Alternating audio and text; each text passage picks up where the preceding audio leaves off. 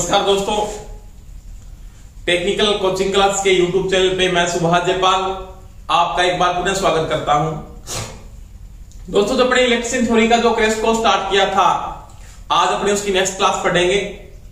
एक सभी को मैं बता देता हूं कि पीएसपीएल की वैकेंसी आ चुकी है पंजाब लाइनमैन की। तो सभी बच्चे जिनके पास 10th के अंदर पंजाबी है वो फार्म को अप्लाई कर दें और तैयारी में जुट जाएं। तो देखो, अपने जो टॉपिक स्टार्ट करने जा रहे हैं, एसी के समांतर त्रिपथ पढ़ेंगे अपने आज। एसी के समांतर त्रिपथ यानी सीरीज त्रिपथों को आपने कंप्लीट कर लिया था। सीरीज त्रिपथों में आपने आरएल को पढ़ लिया, आरसी को पढ़ लिया और आरएलसी को पढ़ लिया और उसका रेजोनेंस पढ़ लिया था। आज अपने एसी के समांतर त्रिपथों को पढ़ेंगे। समांतर त्रिपथों को पढ़ने से पहले अपने तीन बातों को पढ़ेंगे। इसमें तीन चीजें क्या क्या पढ़ेंगे? एक तो पढ़ेंगे अपने चालकता,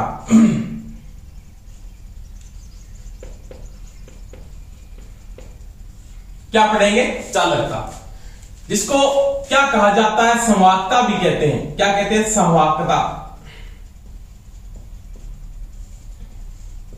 इंग्लिश में क्या बोलते हैं? कंडक्टेंस बोलते हैं। क्या बोलते हैं? कंडक्टेंस।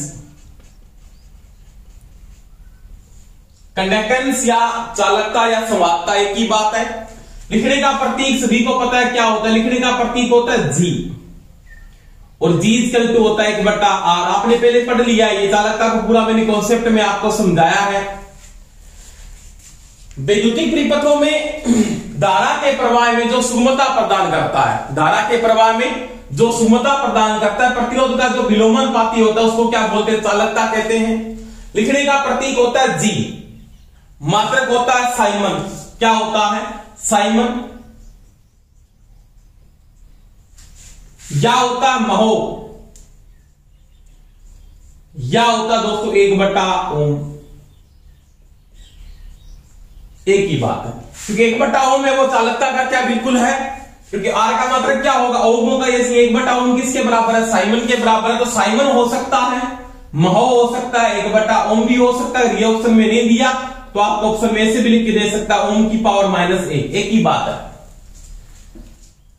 तो विद्युतिक त्रिपथों में प्रतिरोध का जो विलोमानुपाती है उसको क्या बोलते हैं? चालकता या कंडक्टेंस कहते हैं।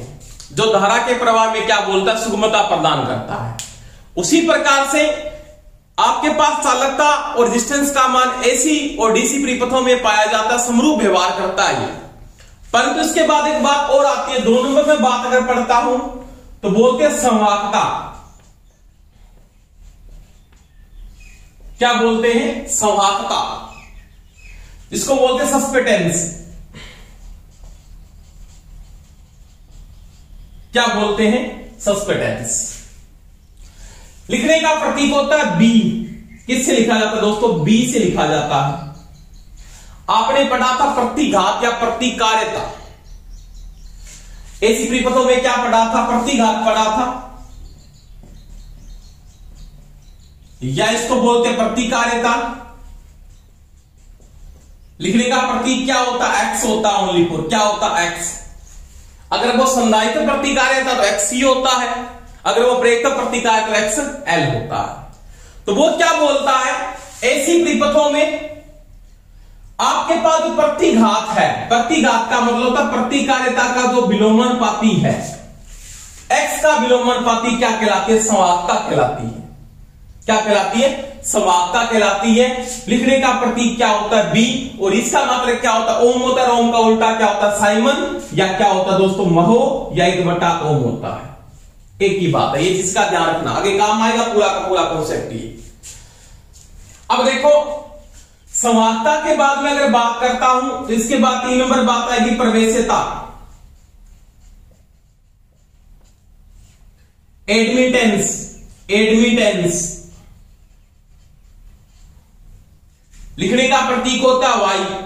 किससे लिखा जाता है? वाई से लिखा जाता है। एसी त्रिपथों में प्रतिबाधा यानी इंपीडेंस का विलोमानुपाती, किसका विलोमानुपाती? जेड का विलोमानुपाती क्या कहलाती है? प्रवेश्यता या एडमिटेंस कहलाता है। इसका भी मात्रक क्या होता है दोस्तों? साइमन, या क्या होता है? महो होता है। तो वही बात है, यहां पे देखो तीन बातें नोट किया आपने। प्रतिरोध का विलोमानुपाती संवाहकता या चालकता होती है, प्रतिकारिता या प्रतिघात का विलोमानुपाती संवाहकता होती है, और प्रतिबाधा का विलोमानुपाती प्रवेश्यता होती है। मात्रक साइमन हो सकता है, इनका महो हो सकता है, 1/ओम हो सकता है, या ओम की जगह एक ओम माइनस क्या हो सकता है, एक भी दे सकता है। तो ये दोस्तों पर तीनों के तीनों टॉपिक काम में आएंगे। धारा के प्रवाह में सुगमता प्रदान करे तो वो क्या होती है, चालकता। उसी प्रकार से संवाहकता क्या है, परिवर्तनों का विरोध न करके धारा के प्रवाह में आसानी प्रदान करे, वो क्या होती है, संवाहकता। और कुल विरोध है क्या है, कुल अवरोध, जिसको वेक्टर योग से आपने ज्ञात किया था, उसका जो विलोमानुपाती है उसे क्या बोलते हैं, प्रवेश्यता, या क्या बोलते हैं, एडमिटेंस कहा जाता है। तो ये तीनों चीजों का आप ध्यान रखेंगे। आगे इसके बाद में बात करता हूं तीनों का संबंध आपसी, यानी चालकता,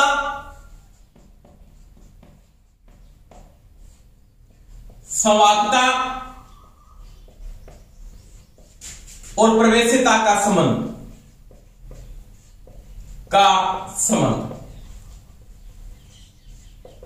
इन तीनों का क्या संबंध है, यानी जी, बी और वाई, इन तीनों का आपसी संबंध क्या है उसके बारे में मैं बात करता हूं। देखो तीनों को वेक्टर में जब डालते हैं, जैसे आपने पढ़ा था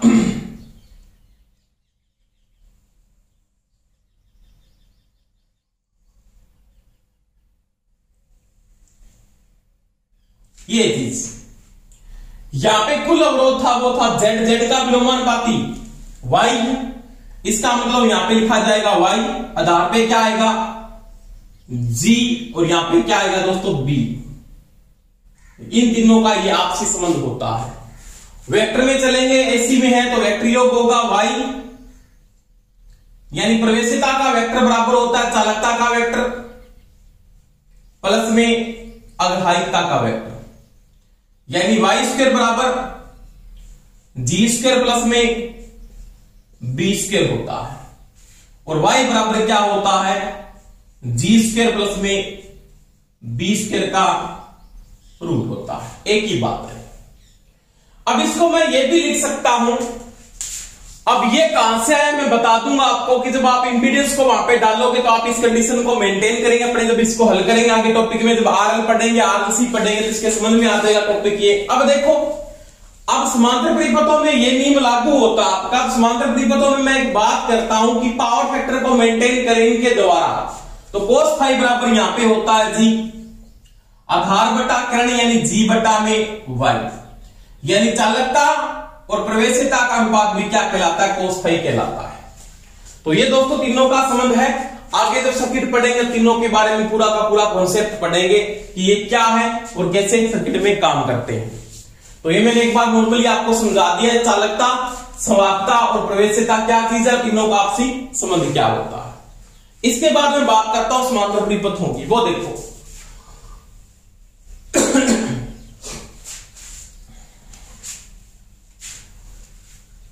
आराम से टॉपिक वाइज पढ़ेंगे, कोई समस्या नहीं आई, बिल्कुल सिंपल टॉपिक है, समांतर कहता हूं। अब पढ़ेंगे आरएल समांतर परिपथ। आपने आरएल सीरीज परिपथ को पढ़ लिया था, जहां पे आपने इंपीडेंस को निकाला था, धारा को निकाला था, पावर को निकाला था, किसका नियम लागू होता उसके बारे में आपने पढ़ लिया था।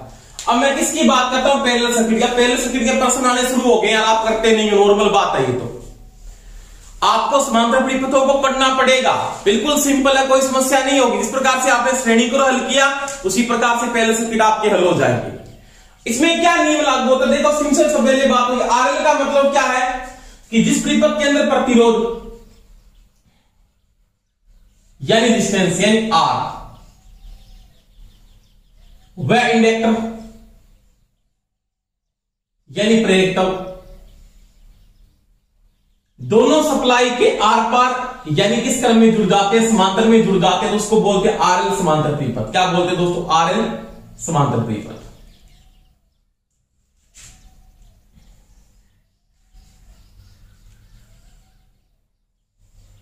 एसी, ये आपका आरएल समांतर परिपथ है। यहां पे रेजिस्टेंस भी जुड़ा, रेजिस्टेंस के समांतर में क्या जुड़ा, इंडक्टर जुड़ा। पहली बात तो ये, तो इसको क्या बोलते हैं, पैरेलल सर्किट बोलते हैं। क्यों? क्योंकि यहां पे देखो नोड या संधि का निर्माण हो रहा है। क्या बन रही है, नोड या संधि, यानी यहां पे जो करंट जाएगा इसको बोलेंगे आप IR, रेजिस्टेंस की धारा, और यहां पे करंट जाएगा उसको बोलेंगे IL, इंडक्टर की धारा, और यहां पे जाएगा करंट उसको क्या बोलेंगे, टोटल करंट। पहली बात मैं यहां पे नोट करता हूं, समांतर त्रिपथ के अंदर सभी को पता है कि जो पैरेलल सर्किट होता है ना, पैरेलल सर्किट में उसमें क्या होता है कि यहां पे V अप्लाई किया आपने, V, तो वोल्टेज का जो मान है V बराबर क्या होगा, VR, और बराबर में क्या होगा, BL। तीनों का मान क्या होगा, इन फेज होगा, तीनों का मान क्या होगा, समान होगा। क्यों? समांतर क्रम में वोल्टेज का मान दोस्तों क्या होता है, समान होता है। समझ में आई मेरी बात? यानी समांतर त्रिपथ में अगर मैं बात कर रहा हूं तो समांतर त्रिपथ में वोल्टेज का मान क्या रहेगा, समान रहेगा। वोल्टेज की जो वैल्यू है वो क्या रहेगी, आपके पास समान रहती है कि जो वोल्टेज का मान आपने अप्लाई किया वो सभी को क्या मिलेगी, समान मिलेगी। दूसरी यहां पे मैं बात करता हूं तो समांतर त्रिपथ में किसका नियम लागू होता है, तो लागू होता है दोस्तों KCL। KCL का मतलब किरचॉफ का करंट लॉ, किरचॉफ का करंट लॉ लागू होता है। करंट का मतलब होता है किरचॉफ का धारा का नियम यहां पे लागू होता है, नोड या संधि का नियम लागू होता है। कोई समस्या नहीं आपको। अब देखो आर समांतर परिपथ के अंदर कैसे लागू होता है, परंतु ये एसी का जब परिपथ बन जाता है, एसी परिपथ में कौन सा नियम लागू होता है, तो सैदिश नियम लागू होता है इसका, या इसको क्या बोलते हैं, फेजर कहते हैं। क्या कहते हैं, फेजर। तो वही बात है, यहां पे केसीएल लागू होता है, तो केसीएल में क्या होता है, आई इक्वलमेंट में क्या होता है, आई आर बराबर प्लस में प्लस में क्या होगा, आई एल। इसका क्या होगा, फेजर होगा। क्या होगा, फेजर। यानी इसका जो फेजर लागू होता है वो इस प्रकार लागू होता है, यानी इसमें केसीएल लागू होगा और केसीएल का कौन सा योग लागू होता है, फेजर योग लागू होता है। समझ में आई मेरी बात। अब मैं इसके फेजर की बात करता हूं, फेजर कैसे बनता है उसकी बात करें। देखो आराम से, आपके पास दो लोड है, एक तो कौन सा है, एक तो रेजिस्टेंस लोड है, एक और कौन सा है, एक इंडक्टर लोड है, एल है। अब देखो इनकी वोल्टेज तो क्या है, समांतर में क्या बराबर है, इसका मतलब वोल्टेज और धारा को क्या होगी, यूनिफेज होगी। इसका जो ग्राफ बनेगा वो तो यही बनना है, आई आर इसके साथ बी आर यूनिफेज। इसमें क्या होगा, इसमें धारा आई आर पिछड़ जाएगी किससे, सॉरी आई एल पिछड़ जाएगी किससे दोस्तों, बी एल से। इसका वेक्टर ये बनेगा, क्या लाइन इंडक्टर है, तो यहां पे फेजर जो बन रहा है वो करंट का ही फेजर बनेगा। वोल्टेज सभी की क्या एक लाइन के अंदर ही चलती है, क्या चलती है, लाइन के अंदर। देखो नोट करेंगे बात को, यहां पे देखो, यहां पे मैं बात करता हूं इस प्रकार से, इस कंडीशन पे आपका बी बराबर बी आर बराबर बी एल, तीनों क्या है, एक साथ है और क्या है, इन फेज है। क्यों, समांतर क्रम में वोल्टेज का मान क्या है, समान। इसके साथ धारा वोल्टेज से क्या होगी, कम होगी। धारा का मान यहां पे धारा कौन सी आएगी, तो ये होगी दोस्तों आई आर। क्या होगी, आई आर।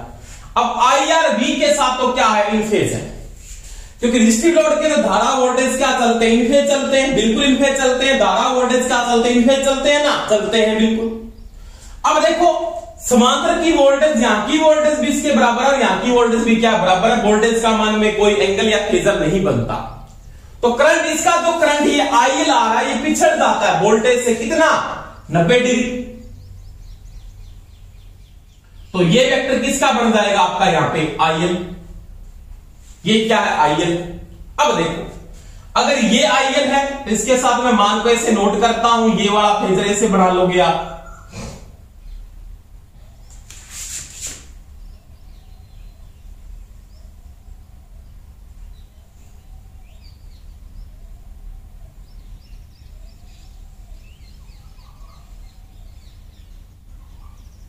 ये थीटा,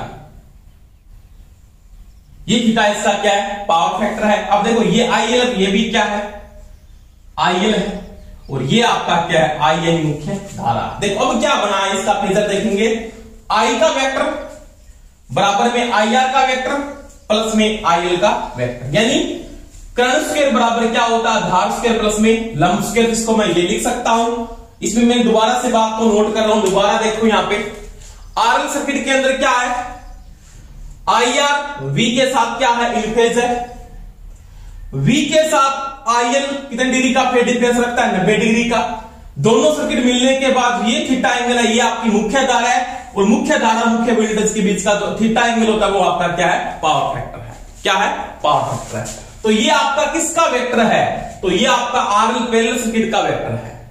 यहां पे करंट का एंगल बनता है, वोल्टेज का एंगल नहीं बनता।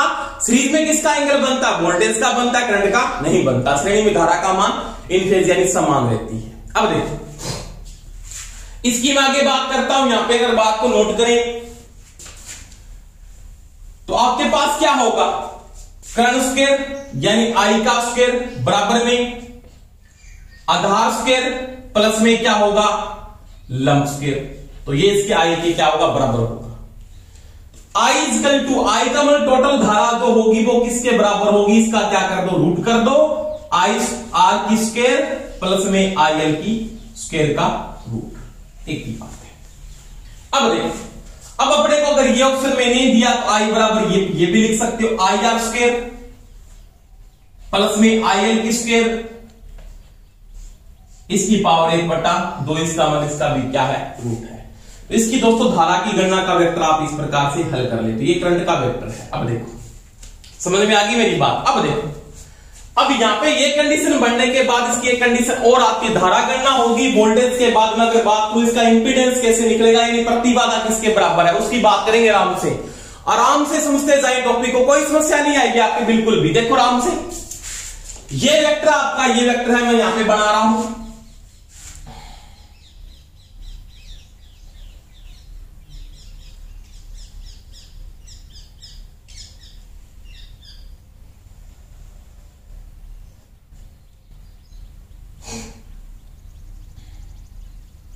ये आपके पास क्या था, आईएल था, ये आपके पास क्या था, यहां पे आईआर था, और ये जो वेक्टर आपका बना था ये आपकी क्या थी, मुख्य धारा थी। इसका मतलब ये क्या था, आपके पास आई था, और इसका मान इसके बिल्कुल क्या था, बराबर था।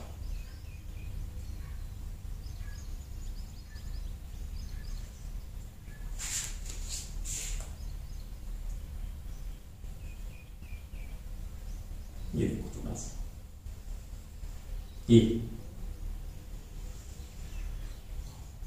ये थीटा एंगल। अब ये इसका क्या था, आईएल। अब इसको मैं ऐसे भी बना सकता हूं, एक ही बात, कोई समस्या नहीं। ये इसका एंगल है। अब देखो ये जो आईएल है ना, और ये आईआर है, ये आई है, वो किसके बराबर है उसकी बात करते हैं। आराम से देखो, आईआर बराबर में क्या लिखता हूं, वी बटा में आर। क्या लिखते हैं, वी बटा आर बिल्कुल होता है। इसकी धारा यानी आई आर का जो मान है वो किसके बराबर है, वो बी बटा आर के बराबर है, कोई समस्या नहीं है। यहां की धारा बी बटा एक्सल क्या होगी, एक्सल, यानी I is equal to I L is equal to होता है वी बटा में एक्सल, और आई इजकल टू होता है वी बटा में कुल अवरोध यानी Z। यानी आई इजकल टू मैं यहां पे लिख सकता हूं V बटा में Z, एक ही बात। अब देखो इसको जब मैं हल करता हूं तो आपने आई इसकी जगह मैं ये लिख सकता हूं V बटा Z बराबर में V बटा R बराबर प्लस में V बटा एक्सल। इसका भी वेक्टर, इसका भी वेक्टर, इसका भी वेक्टर, वो ये कंडीशन भी आपके सामने लिख सकता है, बिल्कुल लिख सकता है, कोई समस्या नहीं है। समझ में आई मेरी बात। यानी इस कंडीशन को मैं इस कंडीशन में लिख सकता हूं बिल्कुल। ये भी क्या आपके पास, आपने किसको लगाया, तो यहां पे भी आपने किसको लगाया, केसीएल को ही लगाया है। किसको लगाया है, केसीएल को, और ये भी केसीएल का फेजर है। अब देखो इसको मैं लिख सकता हूं यहां पे वी स्क्वायर बटा में जेड स्क्वायर, वी स्क्वायर बटा में आर स्क्वायर प्लस में वी स्क्वायर बटा में एक्सल स्क्वायर लिख सकता हूं, लिख सकता हूं ना बिल्कुल। v कॉमन आएगा दोनों में, तो वहां पे आ जाएगा वी स्क्वायर बटा जेड स्क्वायर यहां पे v स्क्वायर कॉमन ले लो बात, तो यहां पे आ जाए 1/r² प्लस में 1/xl स्क्वायर। v स्क्वायर से v स्क्वायर कट जाएगा, आपके पास जो कंडीशन आएगी वो आएगी 1/z² बराबर 1/r² प्लस में 1/xl²। तो ये इसका होता है इंपीडेंस के लिए, ये बिल्कुल क्या आपके पास राइट कंडीशन है। यानी इंपीडेंस की गणना कैसे करते हो, तो आरएल सर्किट में ऐसे इंपीडेंस की गणना की जाती है, कोई समस्या नहीं है। इसको जब आगे हल करोगे आप, तो इसको आप आगे हल करके लिख सकते हो। इंपीडेंस के लिए आप दोनों का लघुत्तम ले लो, 1/z² बराबर लघुत्तम में क्या आएगा r² प्लस में xl²। r² से r² कट जाएगा, गुणा का निशान हमें,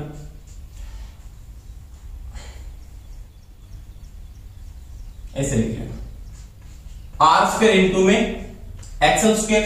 अब देखो r² से r² कट जाएगा, यहां पे बच जाएगा xl² प्लस में r²। समझ में आ गई मेरी बात। इसको उल्टा करेंगे तो आप लिख सकते हो z² बराबर r into r² into xl² बटा में r² प्लस में xl²।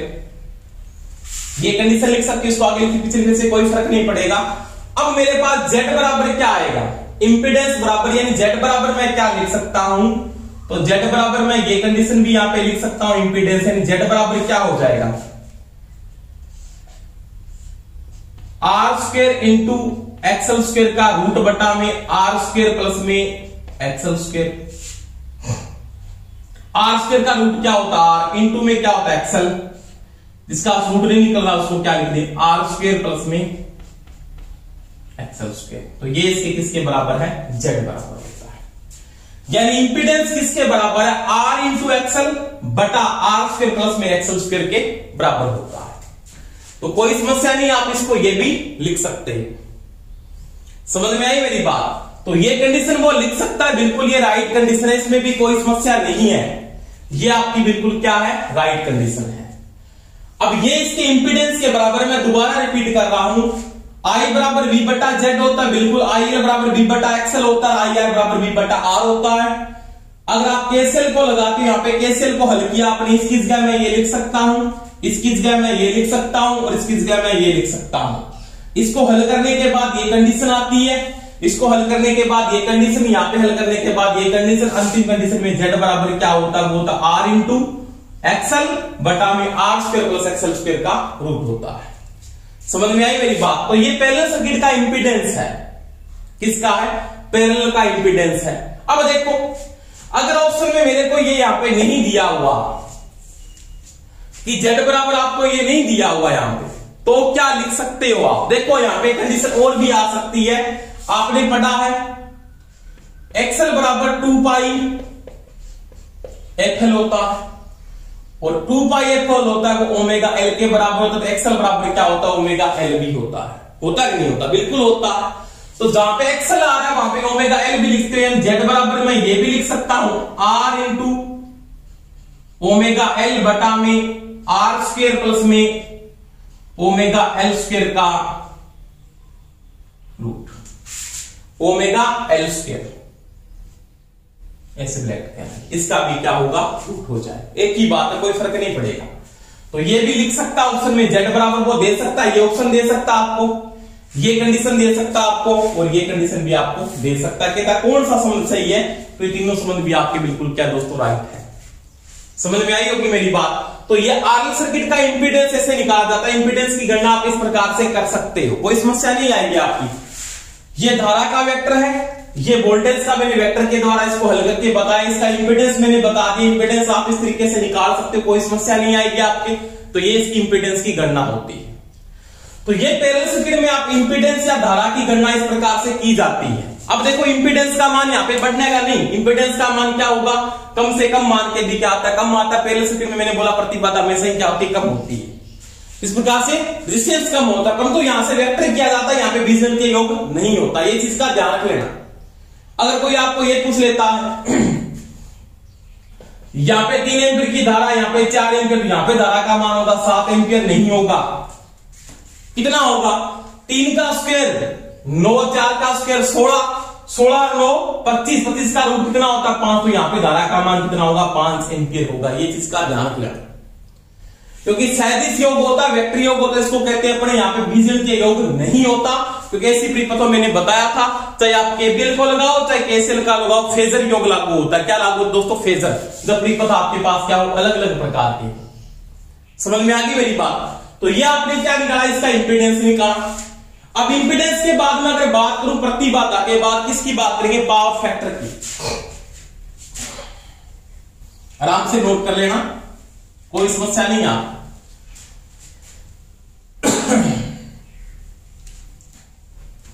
किसकी बात करें? इसके शक्ति गुणक की गणना, शक्ति गुणक यानी कोस फाई। अब दोस्तों सभी को पता है कोस फाई बराबर होता आधार बटा कर्ण। क्या होता? आधार बटा कर्ण। इसका आधार क्या है? ये आधार है। इसका कर्ण क्या है? ये इसका कर्ण है। तो मैं क्या लिख सकता हूं इसमें? कोस फाई इक्वल टू लिख सकता हूं आई आर बटा में आई टी। पी का मैं टोटल करंट लिख सकते हो या आई लिख सकते हो, कोई समस्या नहीं है। तो ये इसका क्या है? कोस फाई है। कोस फाई बराबर मैं ये लिख सकता हूं, यानी cos phi equal to I R बटा आई टी लिख सकता हूं, तो उसमें कोई समस्या नहीं होगी। इसके बाद में अगर यहां पे बात करता हूं कि पावर फैक्टर की गणना इसके बराबर करने के बाद, अब यहां पे शक्ति गुणक जो आता है उसको आप ये भी लिख सकते हो आई आर बराबर में आई आर स्क्वायर प्लस में आई एल स्क्वायर का रूट भी लिख सकते हो। एक ही बात है कि आई टी बराबर ये होता है, तो आई टी बराबर आप ये कंडीशन भी नोट करके लिख सकते हैं। अब देखो इसके बाद में अगर बात करूं यहां पे, तो आप इस कंडीशन में जो पावर फैक्टर आएगा वो कौन सा आएगा? लेगिंग आएगा। तो सर्किट कौन सा है? सर्किट कौन सा? आरएल सर्किट है, तो पावर फैक्टर का मान कौन सा होगा? लेगिंग, यानी क्या होगा? पश्चगामी होगा। इसके बराबर कोस फाई बराबर आगे मैं ये भी लिख सकता हूं आई आर किस गए, आई आर किस गए मैंने क्या लिखा था? आई आर किस गए लिख सकते हो आप वी बटा में आर, वी बटा में आर। तो मैं यहां पे लिख सकता हूं वी बटा में आर, एक ही बात है। आई किस गए क्या लिख सकते हो? वी बटा में जेड, क्योंकि आई टी बराबर क्या होता है? वी बटा जेड होता है। अब देखो इसको आप काट सकते हो, v का मान v के बराबर होगा, यानी कोस फाई बराबर मैं क्या लिख सकता हूं? तो कोस फाई बराबर आपके पास आ जाएगा 1 बटा r 1 बटा z। अब देखो आगे हल करोगे z ऊपर चला जाएगा, तो z बराबर हो जाएगा, कोस फाई बराबर हो जाएगा z बटा में r। क्या हो जाएगा? z बटा में r। यानी सीरीज का उल्टा है, बिल्कुल है। सीरीज में क्या था? r बटा z था, यहां पे क्या है? z बटा r है। अब Z बटा R, इसका मतलब क्या? इंपीडेंस कम आएगा, किससे? प्रतिरोध से भी कम आएगा। समझ में आएगा? क्योंकि पावर फैक्टर का मान इसका एक से ज्यादा आ जाए, पावर फैक्टर का मान एक से ज्यादा नहीं हो सकता। आगे देखो Z की जगह मैं क्या लिख सकता हूं? तो Z की जगह आपने लिखा था क्या? R इंटू एक्सल बटा R इंटू एक्सल बटे R स्क्वायर प्लस में एक्सल स्क्वायर का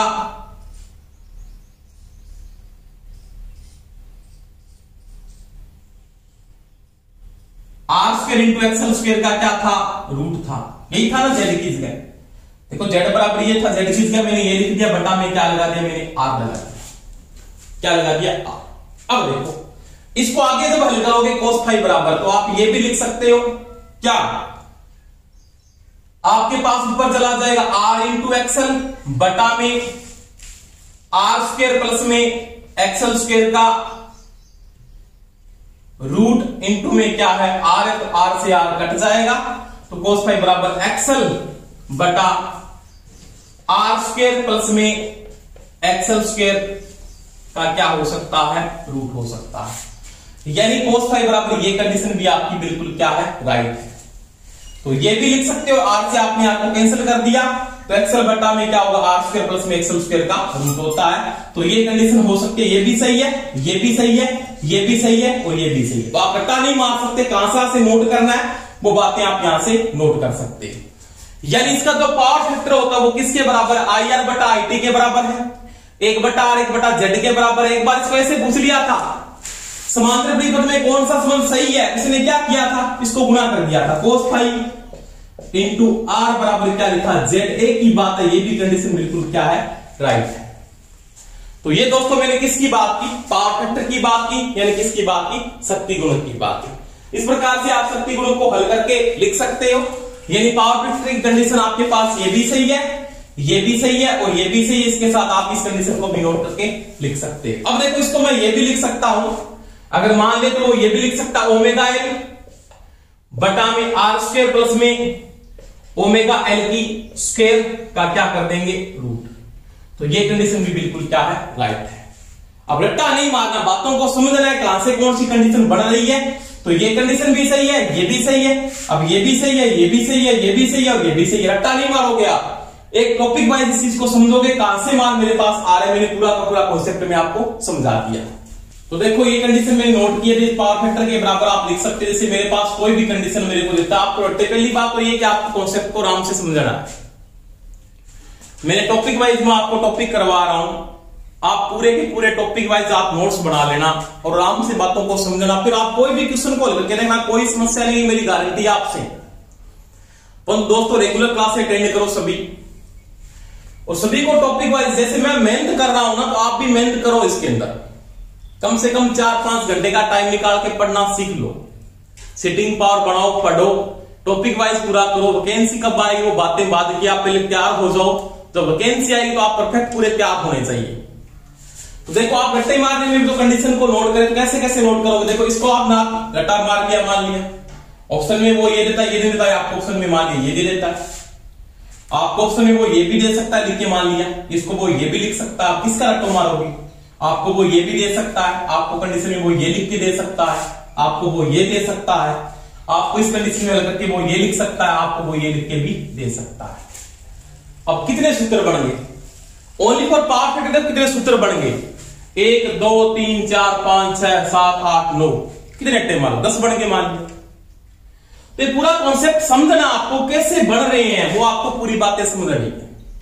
हाँ कोई समस्या है फिर मेरे को बताएं, सर ये हमारे समझ में नहीं आ रहा, फिर कोई बातें करेंगे। फिर मैं पूरा डीपली समझा रहा हूं, आपके वैसे कोई समस्या आनी नहीं चाहिए, पहली बात तो ये।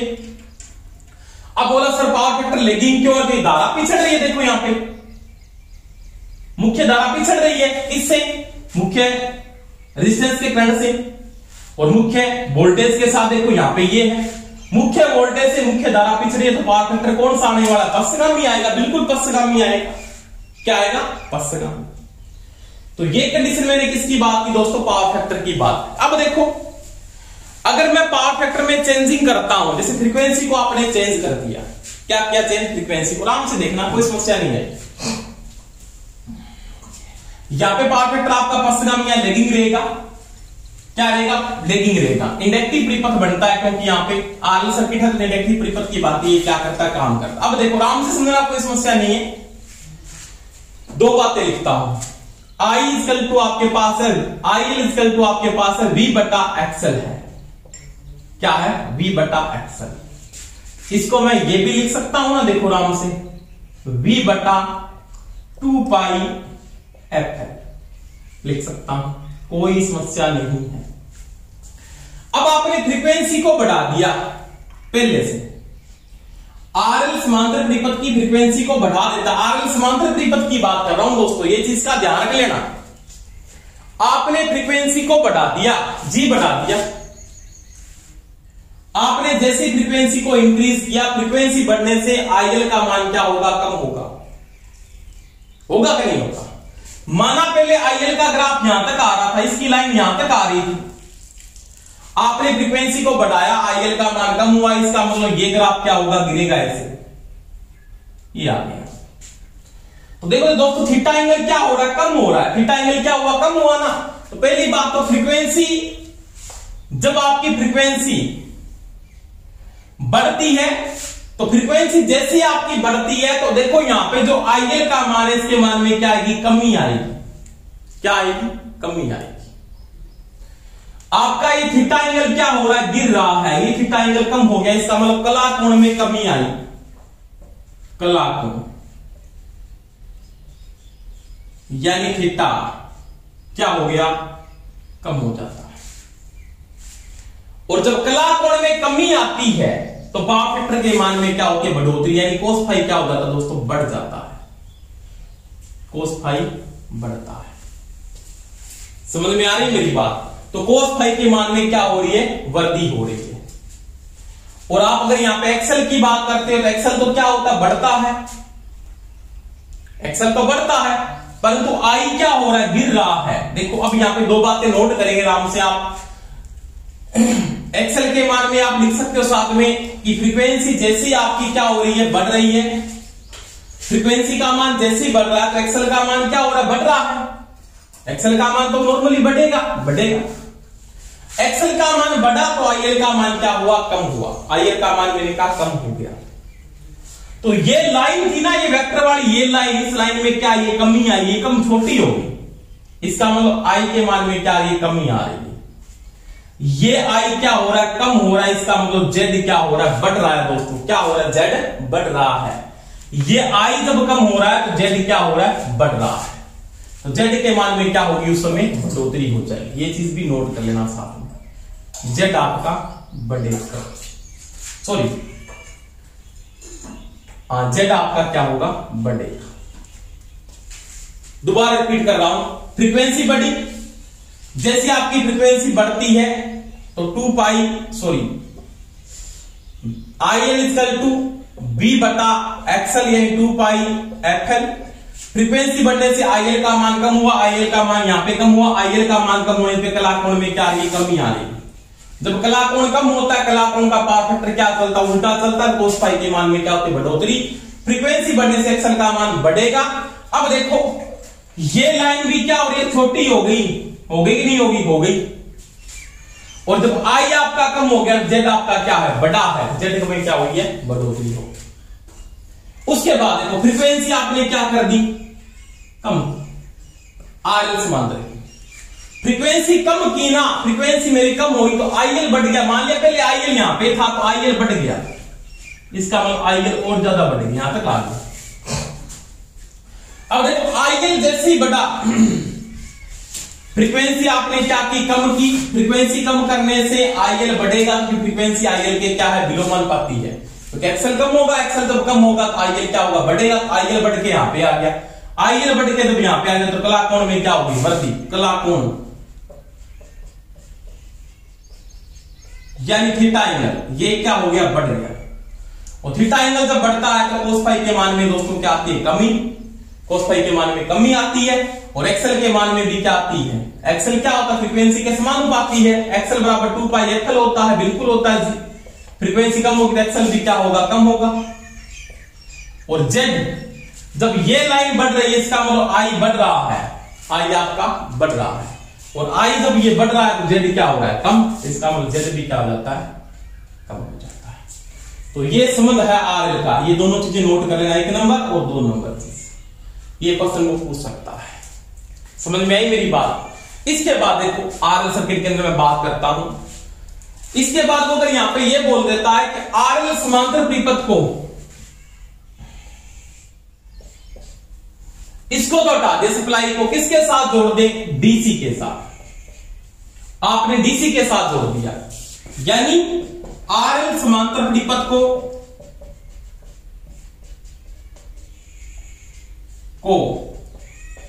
डीसी के साथ जोड़ दे। ये चीज कॉन्सेप्ट में ध्यान रख लेना। क्या हो जाएगा भाई, अगर मैं यहां पे सप्लाई डीसी दे दूं तो क्या हो जाएगा, बताओ क्या हो जाएगा? तो क्या हो जाएगा, परिपथ है जो आपका वो क्या हो जाएगा, लघु परिपथ हो जाएगा, क्योंकि ये इंडक्टर डीसी के साथ काम नहीं करता। ये शॉर्ट सर्किट हो जाएगा। एक्सेल का मान क्या आएगा, 0 आएगा। तो अगर ये शॉर्ट हो गया ना इससे, इसका मतलब वो भी क्या हो गया, शॉर्ट। इसका मतलब ये क्या हो जाता है उसमें, लघु परिपथ, लघु परिपथ। ये चीज का ध्यान रखिए, क्या हो जाता है, लघु परिपथ हो जाता है, शॉर्ट सर्किट। समझ में आ गई मेरी बात? लघु परिपथ की बात ये क्या करता है, काम करता है। इसी को अगर ये पूछ लेता आरएल सीरीज है, क्या है आपके पास, आरएल का कौन सा परिपथ है, सीरीज परिपथ है। मान लिया कौन सा है, सीरीज परिपथ है। अगर वो यहां पे कहता है ये आरएल का सीरीज है, RL सीरीज परिपथ को DC के साथ जोड़ दें। यह परिपथ था आपका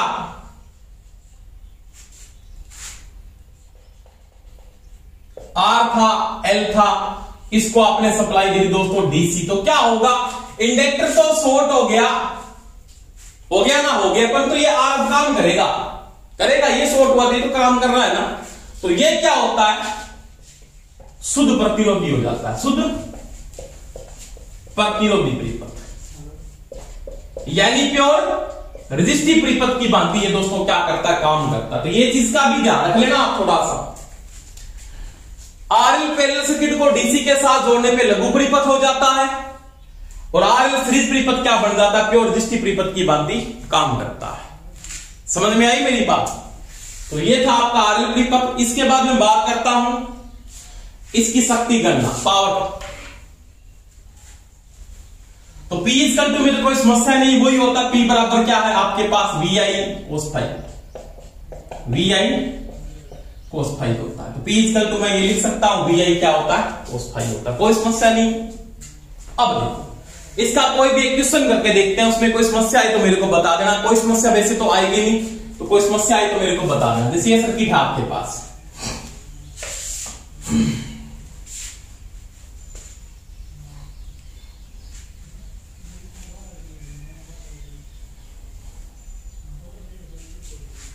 देखो आराम से, ये क्वेश्चन दे दिया मेरे को ऐसे, एक तो डिस्टेंस लगा हुआ है,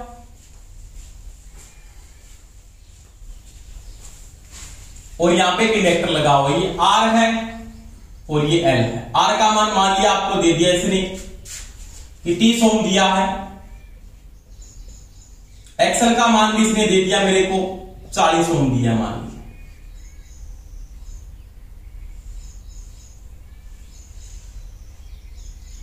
यहां पे कहता है 120 वोल्टेज की सप्लाई है। कितनी सप्लाई है दोस्तों, 120 वोल्टेज की सप्लाई। क्या ज्ञात करना, कोई समस्या नहीं, कुछ भी चीज आप इसकी निकाल सकते हो। सबसे पहले इसका इंपीडेंस निकाल सकते हो, धारा निकाल सकते हो, कोई समस्या नहीं होगी आपके। इंपीडेंस के लिए Z आप निकालने के लिए Z बराबर आप ये भी लिख सकते हो, R इंटू XL बटा R स्क्वायर प्लस में XL स्क्वायर का रूट, ये लिख सकते। इससे भी कर सकते, टोटल धारा निकाल के भी कर सकते हैं। R का मान आपके पास दिया कितना है 30 इंटू में 40, 30 का स्क्वायर 900 प्लस में 1600,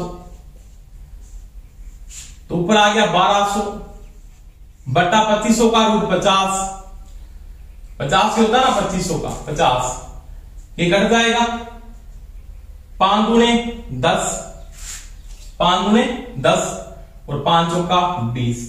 आपके पास जो इंपीडेंस आएगा वो कितना आएगा 2400। मैंने बोला R से भी क्या आएगा, सबसे कम मान से भी क्या आता है, कम आता है 2400। आप ऐसे निकाल सकते हो, ऐसे नहीं निकाल सकते तो आप ऐसे भी निकाल सकते हो। IR निकाल लो, V बटा R, वोल्टेज का मान समांतर में बराबर रहेगी 120 बटा R का मान 30, 4 एंपियर। IL निकाल लो, V बटा XL, वोल्टेज का मान 120 बटा में 40, कितना आ गया 3 एंपियर। I बराबर होता है यहां पे I स्क्वायर प्लस में L स्क्वायर, IL स्क्वायर का क्या होता है रूट 4 का स्क्वायर 16, 3 का स्क्वायर 9, 25 का रूट कितना होता है 5। टोटल धारा कितनी आ गई 5 एम्पीयर, यानी यहाँ पे धारा का मान कितना है 5 एम्पीयर। अगर धारा 5 एम्पीयर है तो Z बराबर लिख सकते हो V बटा I, वोल्टेज का मान 120 बटा में 5, तो यहाँ पे 120 बटा में 5 ही था, कितना आ जाएगा 24।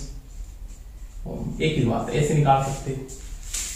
अब क्या निकालना है, मान लिया cos फाई पूछ रहा है, तो cos फाई बराबर Z बटा R लगा लो।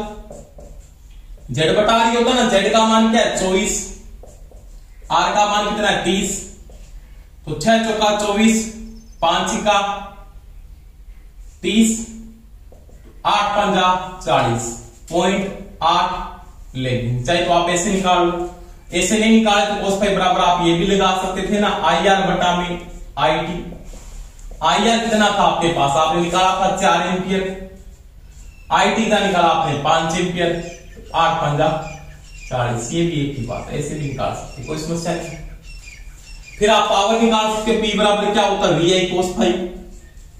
वोल्टेज का मान क्या 120, धारा का मान कितना 5 एम्पीयर, cos फाई कितना 0.8 बटा में 10 लगा दो, ये हटा दो, ये कट जाएगा। 8 पंजा 40 और 12 चौका 48, 480 ये पावर आ जाएगी। तो ये पूरा कॉन्सेप्ट में कोई भी चीज आपको पूछ रहा है तो आप इसका आंसर निकाल सकते हैं। अब यहाँ पे मैंने बात की थी ना यहाँ पे कि जैसे यहाँ पे करंट जा रहा है, आपको पूछ रहे यहाँ पे करंट का मान इतना जा रहा है 4 एम्पीयर, यहाँ पे कितना जा रहा है 3 एम्पीयर, यहाँ पे 7 नहीं आएगा। वेक्टर योग हो रहा है, करंट को ये पैदा कर सकता है, इलेक्ट्रोमोटिव फोर्स यानी वोल्टेज को इंड्यूस करता है एसी के साथ। तो यहाँ पे करंट को मेंटेन करता है क्योंकि ईएमएफ इंड्यूस करता है, क्योंकि ई इक्वल टू आपने पढ़ा था एल डी बटा क्या होता है dt होता है बिल्कुल बात। तो ये इलेक्ट्रोमोटिव फोर्स इंड्यूस करता है, उसके कारण यहाँ पे जो वेक्टर योग चलता है इसका फेजर चलता है, आप बीजगणित के योग नहीं कर सकते। इसका मतलब यहाँ पे धारा का मान कितना आएगा 5 एम्पीयर आता है। तो ये दोस्तों मैंने बात की आरएल सर्किट की, आरएल समांतर त्रिपथ की बात की। इसके बाद में अगर बात करता हूं तो आप सभी क्वेश्चन को करके देखें, कोई समस्या आ रही तो मैं बता दें कि सर ये समस्या आ रही है। प्रश्न में आपको किसी प्रकार से पूछ सकता है, जैसे पूछ लेता है कि समांतर त्रिपथ में रेजिस्टेंस और जोड़ जैसे सर्किट मान लिया गया तो क्या करेंगे, इसका आर निकाल लो टोटल पहले, फिर वापस इसको आरएल बना लो, कोई समस्या नहीं होगी क्योंकि दो समांतर में इसका आर निकाल सकते हो ना, आप निकाल लोगे, उसमें कोई समस्या नहीं। इस प्रकार के प्रश्न आप करके खुद देखोगे, कोई समस्या आई पे मेरे को बता सकते हैं। धन्यवाद दोस्तों, क्लास अच्छी लगी है तो सभी लाइक जरूर किया करो, शेयर भी किया करो, और चैनल को जिन्होंने सब्सक्राइब नहीं किया वो सभी सब्सक्राइब कर ले जरूर। ठीक है, best of luck, thank you.